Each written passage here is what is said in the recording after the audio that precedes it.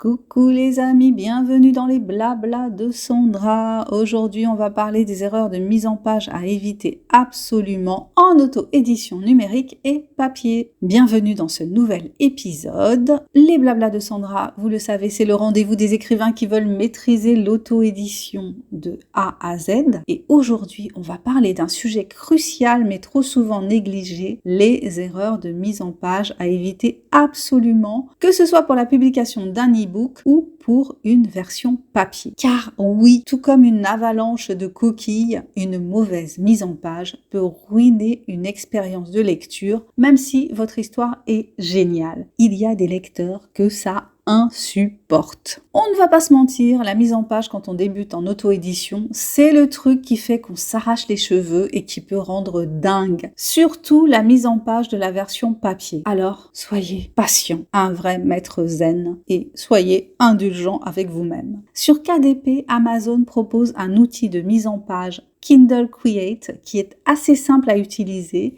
J'y ai eu recours pour mes 2 derniers romans parus en auto-édition, Les Comploteuses et L'amour minimaliste. Je l'utilise pour la mise en page de la version numérique, mais pour la version papier, la présentation proposée n'est pas adaptée. Car, par exemple, toutes les pages sont numérotées, le sommaire est placé à la première page, et c'est vraiment problématique si on veut que la présentation de notre livre soit comparable à celle de ceux que l'on trouve dans les librairies en France. Première erreur, ne pas différencier la mise en page numérique et la mise en page papier. Non, on n'utilise pas la même mise en page pour un e-book et pour un livre papier. Un fichier PDF conçu pour l'impression ne s'adapte pas bien aux liseuses. Dans un e-book, le lecteur peut changer la taille de la police, ce qui rend le format rigide contre-productif. Alors que pour la version papier, vous devez justement maîtriser les marges, les en-têtes et puis évidemment la pagination, c'est-à-dire la numérotation des pages. Vous pouvez utiliser des logiciels, alors je vous donne les noms mais je ne les utilise pas, Atticus, Velum, V-E-2-L-U-M ou Word plus Calibre pour créer 2 fichiers différents et adaptés. Alors moi je fais simple, j'utilise Word pour ma version papier et ma version numérique et puis je finalise la version numérique avec Kindle Create. Sur KDP, le tutoriel pour la création de la version numérique est, je trouve, très bien fait. Il y a des règles à respecter, comme par exemple insérer un saut de page pour passer à un nouveau chapitre. Tout est très bien expliqué, donc il faut juste prendre le temps de lire. Deuxième erreur, utiliser une police qui n'est pas adaptée. On évite d'utiliser une police fantaisiste qui sera illisible sur liseuse et qui sera pas terrible sur papier. Ce qui est important, c'est que ce soit lisible pour le lecteur et qu'il ne fatigue pas. Donc sur la version papier, les polices à privilégier, c'est Garamond, Georgia et Times New Roman. Sur la version numérique, les polices qui sont les plus compatibles avec les liseuses, c'est Arial ou Bookerly. Troisième erreur, négliger les marges, l'interligne et l'alignement. En version papier, ça ne pardonne pas. Si les marges sont trop étroites, surtout à l'intérieur, la marge de reliure, ça rend le livre inconfortable à lire. On a du mal à tourner les pages, on est obligé de tirer,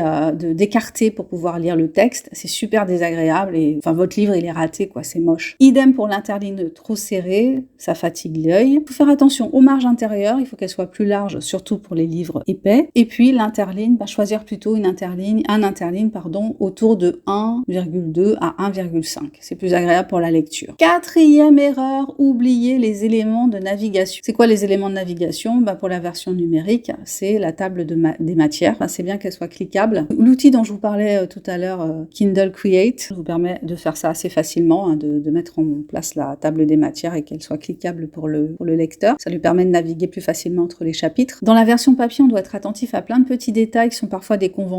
Et oui, on joue le rôle de l'éditeur et de l'imprimeur. C'est ça la casquette d'auto-éditer. On fait tout. Et c'est un vrai travail de fourmi. Et pour être attentif à plein de détails. Donc il vaut mieux prendre son temps, il vaut mieux y aller lentement pour être sûr de faire les choses bien. Et puis surtout, à chaque fois, on est obligé quand même de commander un bouquin pour vérifier. Donc il vaut mieux prendre son temps pour pas se retrouver à devoir racheter 2, 3, 4, 5 fois son livre. Par exemple, les petits détails, c'est est-ce que vous avez remarqué qu'il n'y avait pas de numéro de page sur la dernière page d'un un chapitre? Est-ce que vous avez remarqué que l'on ne commençait en général la numérotation qu'à partir de la page 9? Plein de petits détails comme ça auxquels il faut être attentif quand on fait sa version papier. 5e erreur, trop en faire sur la mise en forme. Mettre du gras, des trucs en italique, souligner, changer la taille de la police, tout ça sur une même page, c'est l'assurance d'un rendu amateur. Vaut mieux être sobre, faites simple. 6e erreur, ne pas tester son fichier sur plusieurs supports. Effectivement, ça peut être intéressant de voir ce que votre fichier rend sur liseuse, tablette, téléphone. Donc vous avez la possibilité de toute façon de vérifier votre fichier quand vous l'enregistrez. Et puis si ça va pas, de toute façon, vous pouvez le remplacer sans problème. Et en version papier, comme je le disais tout à l'heure, demandez une épreuve imprimée, à vérifier avec soin, page par page, tranquillement, sans se précipiter. Voilà pour cette petite checklist des erreurs de mise en page à éviter en auto-édition. Si vous avez apprécié cet épisode, pensez à le partager avec un ou une amie auteur, autrice et à laisser un commentaire pour me dire comment vous vous en sortez avec la mise en page en tant qu'auto-édité. Et si vous avez une question ou un thème que vous aimeriez voir abordé ici, écrivez-moi. D'ici là, prenez soin de vos mots et de vos marges. Abonnez-vous, likez, pensez à aller faire un tour sur ma page Amazon pour découvrir mon dernier bébé de papier, L'amour minimaliste, une romance qui aborde le thème du deuil, de la résilience et de la renaissance. À très vite pour de nouveaux blabla de Sandra. Bye bye!